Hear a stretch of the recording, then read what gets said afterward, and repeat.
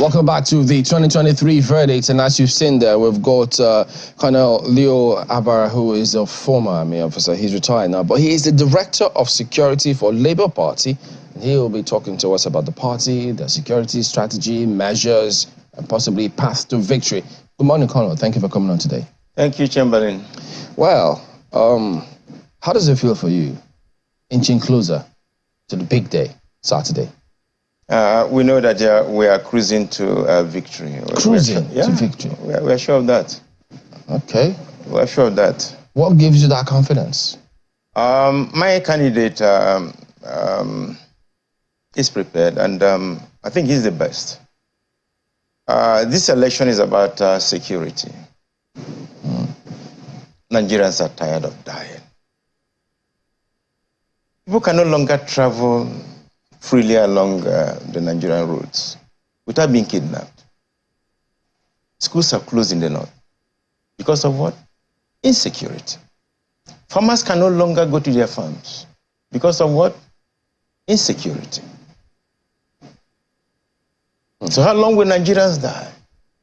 But Colonel, not that one is trying to denigrate the voters, but have you actually, I assume the party must have, members of your party must have, even if it's a random sampling of the electorate, why they are voting who they intend to vote for?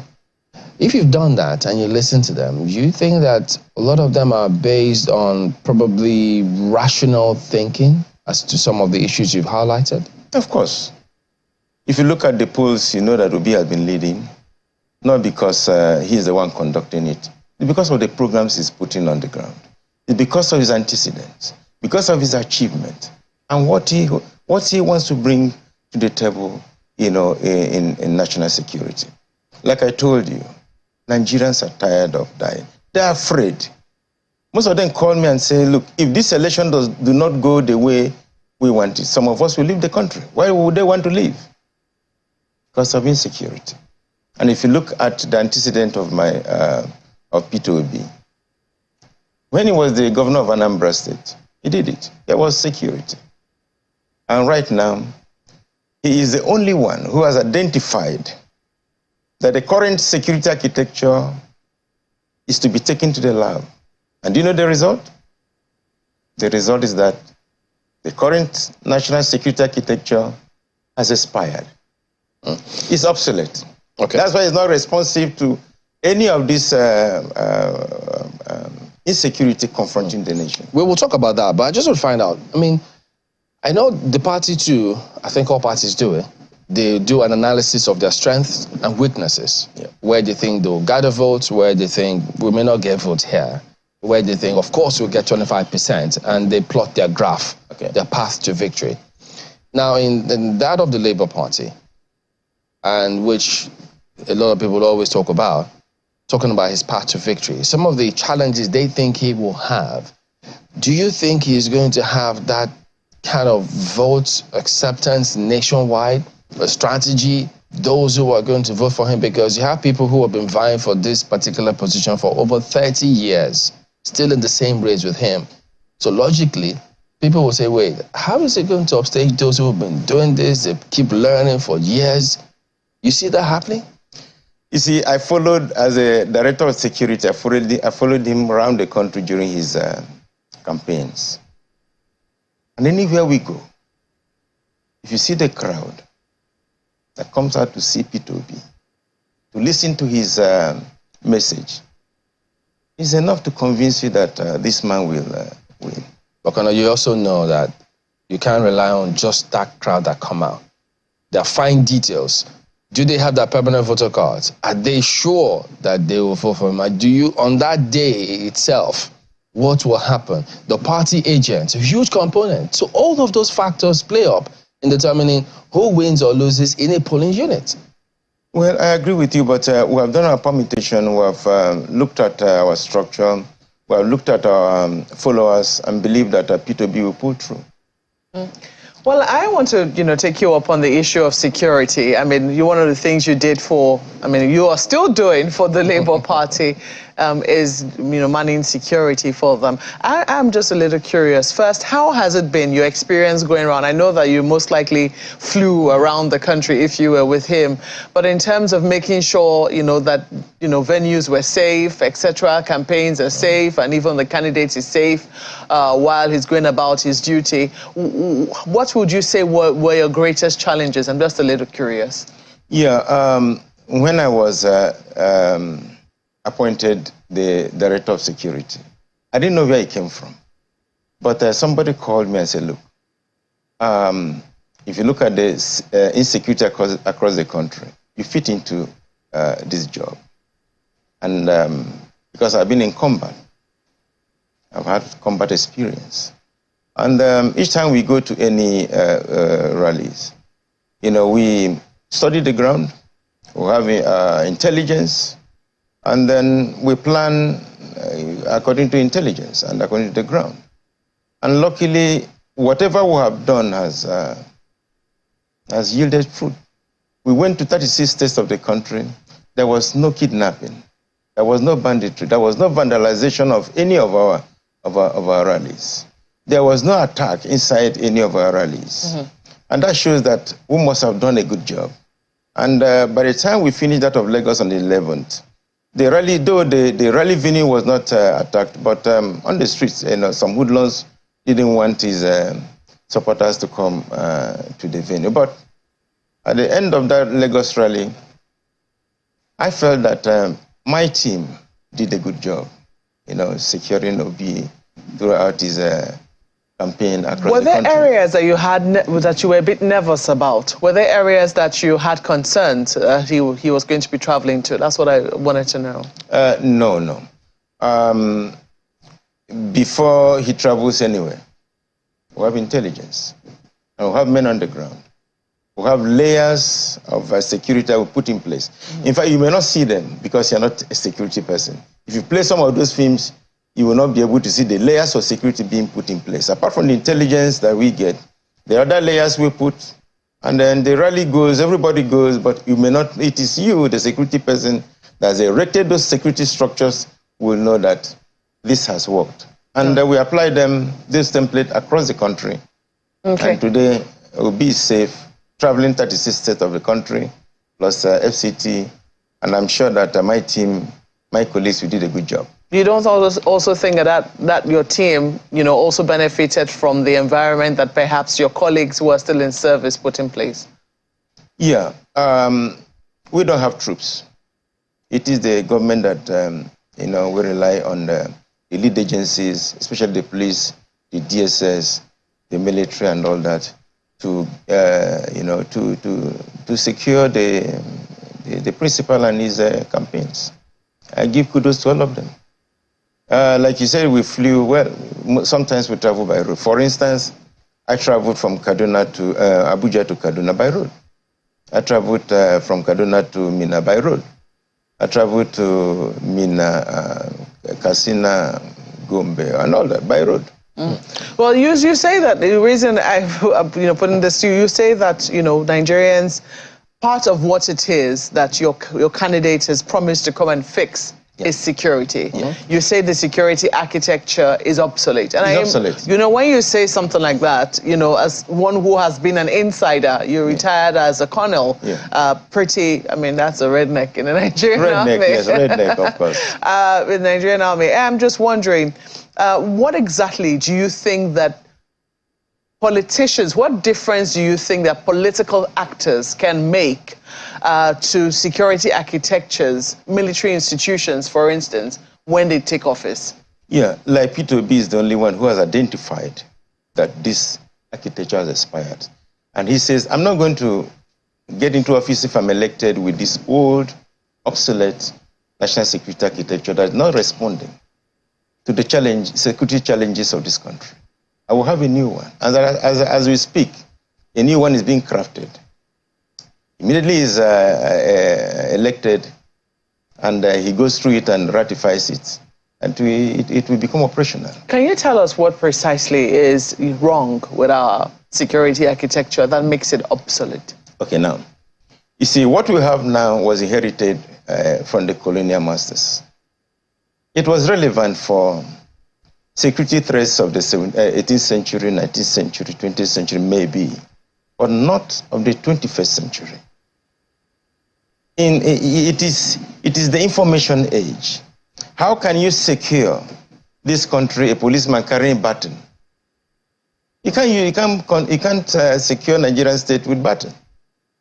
So he has realized that the security architecture was designed to fight state versus state warfare.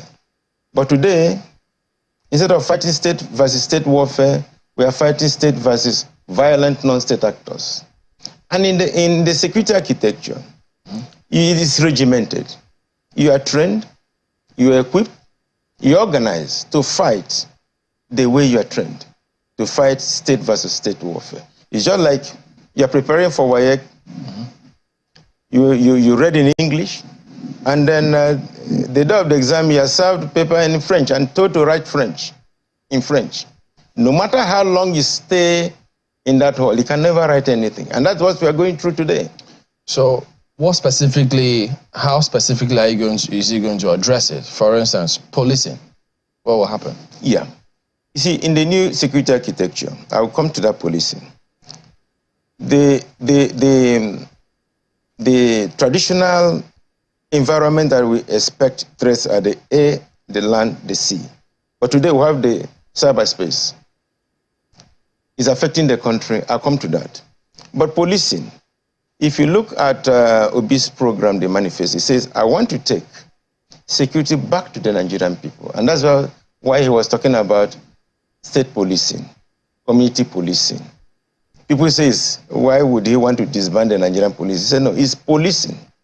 If you look at the verb, the word police, it could be a noun, it could be a verb. When you are doing the act of policing at the community level, at the state level, the people now own security. They become part of the security architecture. So from the wards, from the villages, communities, up to the state, local government, and to the federal, the country is policed. So this issue of ungoverned spaces, strange people coming into communities now have the capacity, have the chance to be able to say, look, we don't understand this person is a stranger. They don't understand their environment. So that's why he's taking this security back to the people under the program of community policing, state policing, federal policing, and all that. Secondly, after the new security architecture is designed, there will be reorganization of the security architecture to be in line with the 21st century, to have resemblance of the information age, and to be able to respond to the 21st century security threats that are confronting this country and the future and emerging security threats. Because there will be reviews. Every year there will be reviews of 5 years. What are the emerging security issues that may confront this country? We get ready for them. So the old security architecture has not taken care of all this. And that is why we are struggling. If you are trained to fight this way, and suddenly you are not fighting that way, it becomes a problem. But when you talk about security architecture, the old and new, it sounds highfalutin because something, look, the only thing we need to adjust is ensure we get policing right. If we get policing right, will we have any need to worry about several other things? Yeah. You see, the Nigerian state is in a state of chaos. There's breakdown of law and order. It will be unfair for you to deploy the police to go and restore law and order. What Obi is saying is that when I come in, I will deal with the insecurity and end it. That is a restoration of law and order. Then you can invite the police to now maintain law and order when the armed forces goes to protect the borders or face external threats. But right now, the police is not trained, is not organized, not equipped to restore law and order. That is the difference. Anybody telling the police to go in now will be unfair because they're not trained for combat. And the people confronting the Nigerian state are armed, well organized, trained to do combat. And the only people that can do that will be the military. And that's why the military is getting involved. So when Peter Obi comes in, he restores law and order by ending insurgency and terrorism. Then the police comes in. All right, let's get to Lagos now. Well, thanks, Chamberlain. Colonel, I think placing some of these ideas and plans in the current reality of Nigeria is where the rubber meets the road, as they say, really. And I mean, talking about policing, state police, taking the security to the people, I mean, great idea. But we've heard time and again that we're under-policed, that we don't have as much personnel as we ought to have for a nation of over 200 million people, depending on who's counting. So I'd like you to, speak to the reality on ground, because you said that the people we're fighting against, or the people against Nigeria, they're well-trained, they're well-armed, they are well-organized. And I'll stick with the well-armed part. So if the people give intelligence, there's also be that angle that the people need to be appropriately armed, or whatever security architecture will be operating at those areas would need to be well-armed. We've seen states at this present time, seek approval for, their own security architecture, the various security outfits to get some better firepower beyond maybe the shotguns and the Dane guns that they have. And I wonder, for your principal, would he be considering, for example, approving high-caliber weapons like AK-47s under some sort of supervision for those state security outfits that we have right now, such that they can adequately combat, the bandits, the terrorists who have, as you said, high firepower? Okay, under the new security architecture, they literally have known there will be reorganization of all the 4 components of the national security architecture.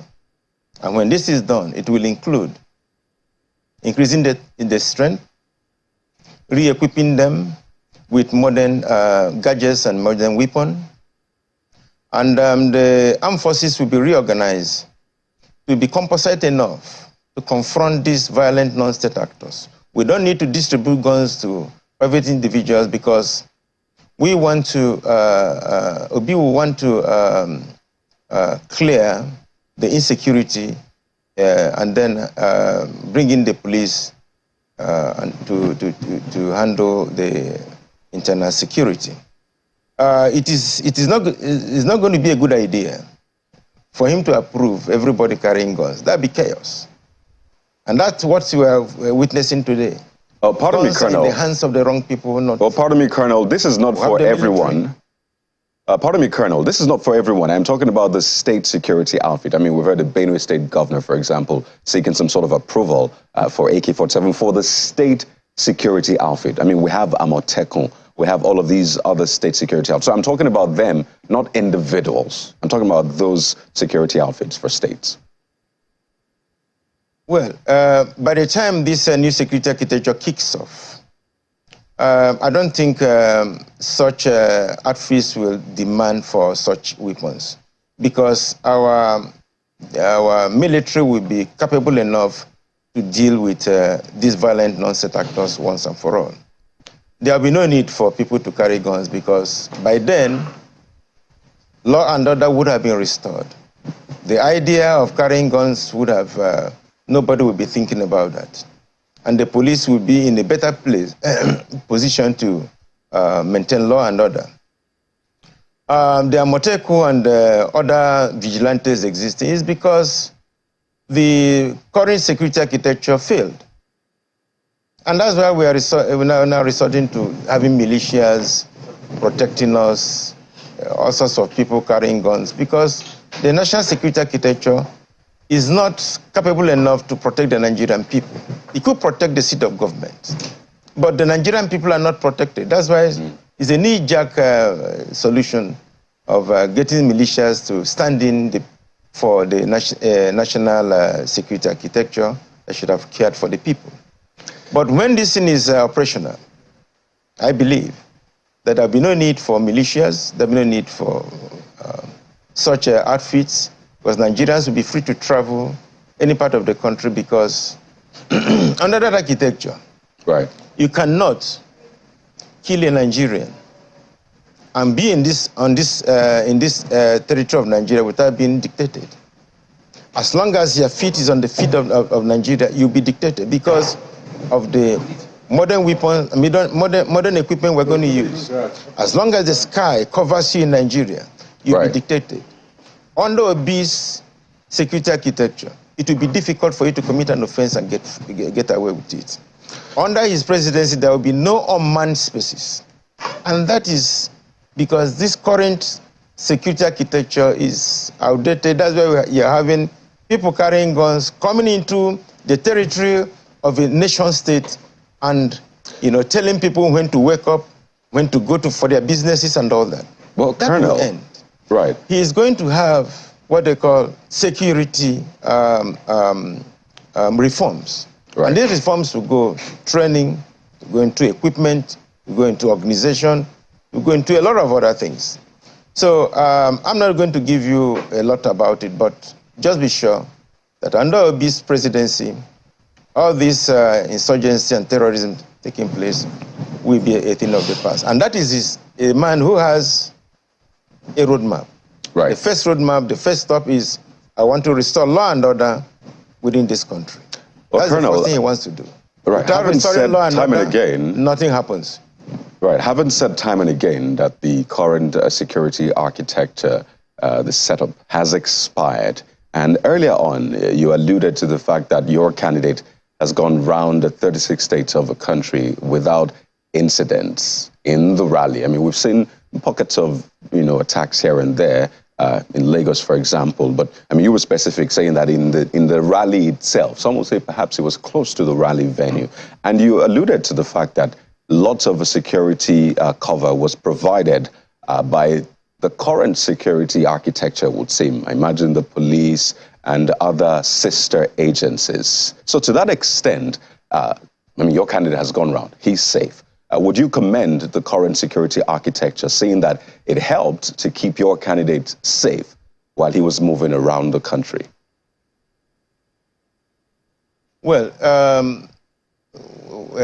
you have to look at still the presence of violent non-state actors operating in different parts of the country.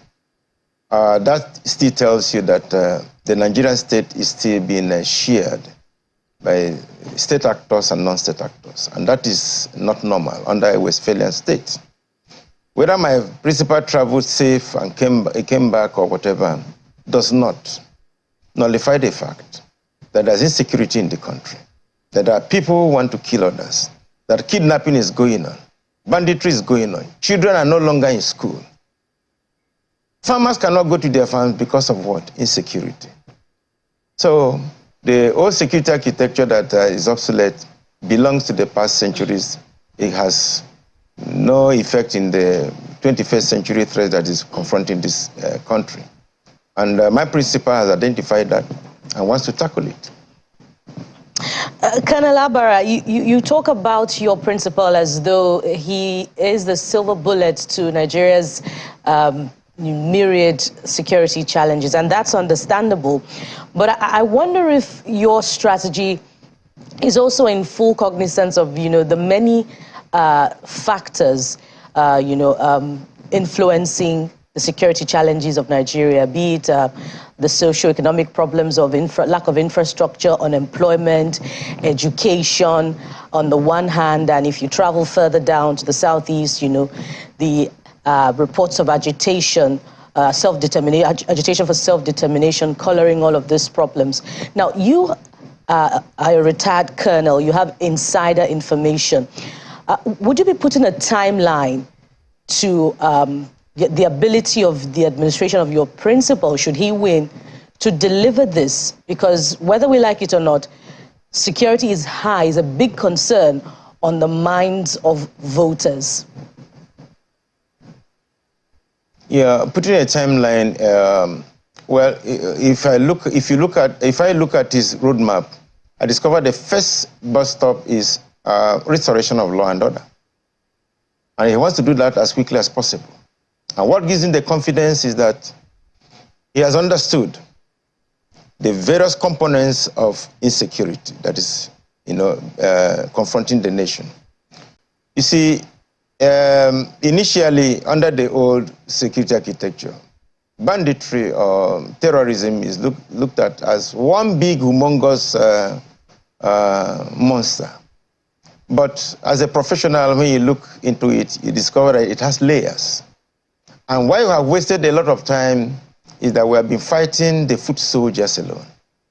But when Obi comes in, he understands the different layers of what is confronting us. He will confront them as quickly as possible.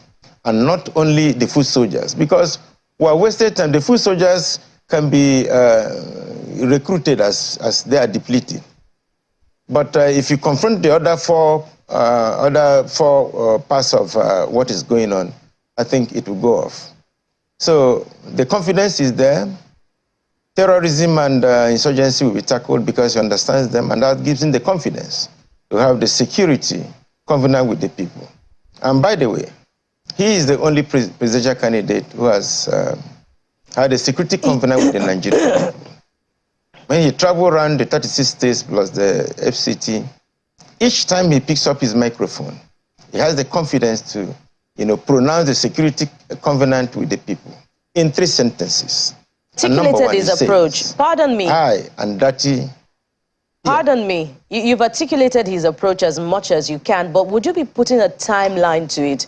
How long, for instance, would you be delivering on security to the extent that, the military, the armed forces will withdraw from tackling internal insurrection, and then the police will be empowered to fully maintain law and order? How long can you, tell Nigerians that this would last for and Obi would have delivered on it? From the back end, I can tell you that within the first 100 days of Obi, Nigerians can travel freely on their roads. Farmers can go into their farms freely. I'm sure of that. And should the administration fail to deliver this within the first 100 days, what would happen? Well, I'm not sure that they will fail. What gives you the confidence?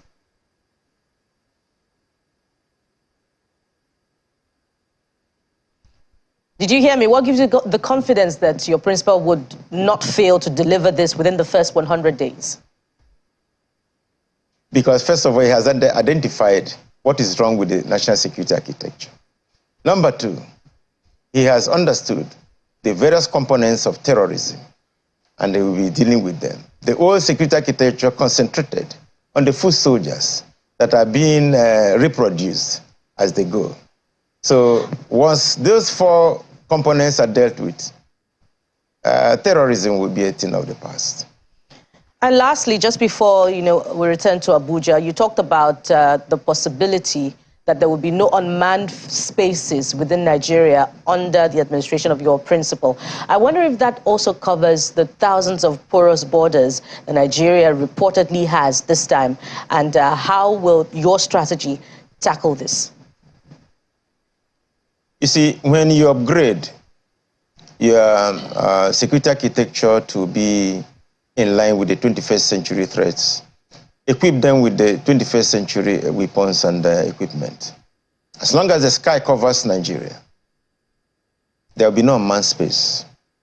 Intelligence will be in real time, as the old security architecture cannot.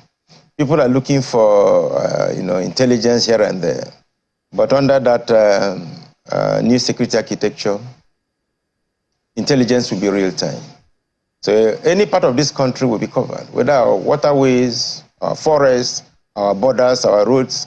And that's why the man has the confidence to say, I will end this thing permanently. Apart from the kinetic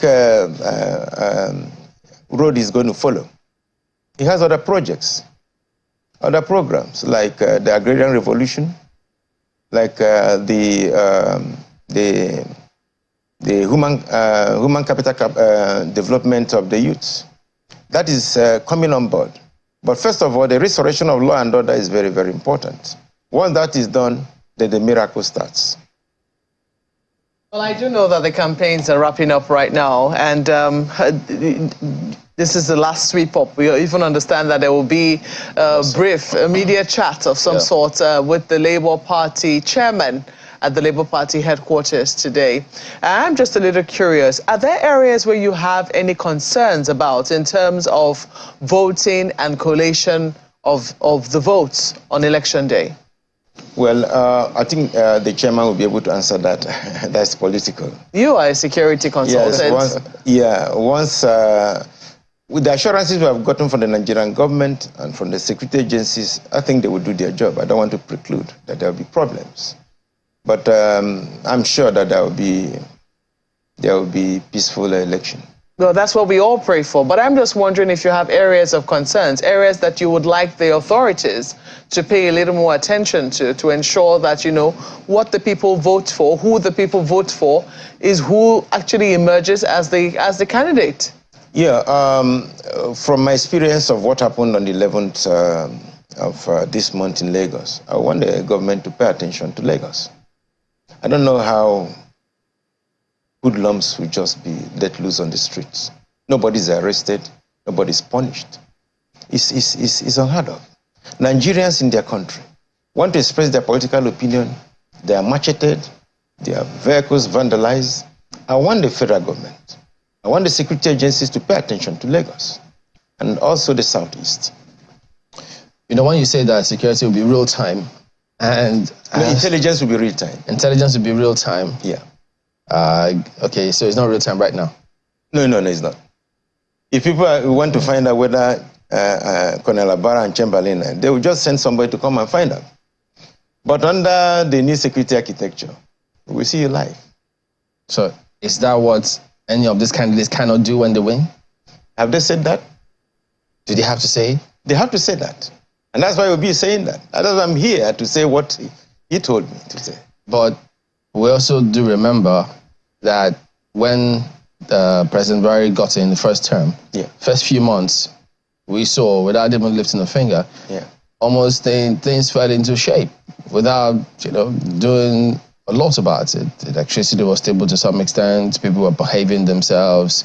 So does it actually take much to ensure that those things happen for a president? Well,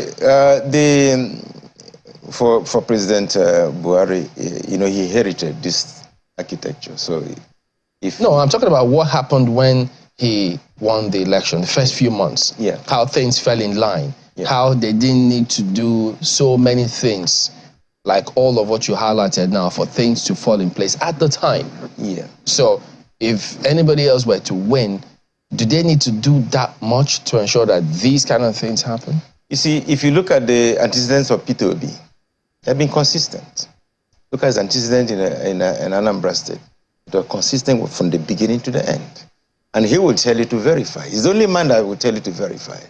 And I stand on that to say whether he takes office today, things are normalizing. Right. As it progresses, it will become better and best. On election day, when people go out there to vote, because that day is usually different from several other things, all the plans, a lot of them unravel on that day. Are you still confident that no matter who, I mean, if they were your supporters, even if they were hungry, no matter the circumstances, if people present all sorts of things to them, trying to induce them, they will remember that they had to vote the Labour Party for these reasons that you mentioned? Yeah, you see, choose life and money. All right. Retired Colonel Leo Abara is the Director of Security for the Labour Party. Thank you for coming on this morning. Thank you very much. All the best.